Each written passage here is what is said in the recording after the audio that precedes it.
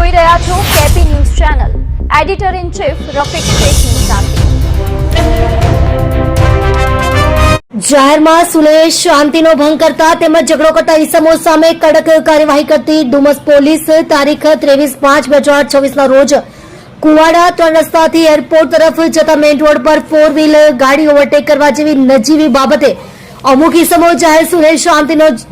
ભંગ કરી ઝઘડો કરતા હોય જેના અનુસંધાને પોલીસ ઇન્સ્પેક્ટર એમવી પટેલ સાહેબના માર્ગદર્શન હેઠળ તથા surveillance police sub inspector BL Tiwari સાહેબની સૂચનાને આધારે ડુમસ સર્વેલન્સ સ્ટાફ દ્વારા વાયરલ થયેલ વિડીયોના આધારે 3 ઇસમો વસીમ ખુરશીદ શેખ ઉંમર વર્ષ 28 ધંધો ડ્રાઇવિંગ રહે 550 ફુલવાડી ભરીમાતા રોડ કતારગામ સુરત શહેર અશરફ અબ્દુલ કુર્દુશ શેખ ઉંમર વર્ષ 25 ધંધો ડ્રાઇવિંગ રહે ઘર નંબર 24 ગંગાસાગર સોસાયટી અડાજણ સુરત શહેર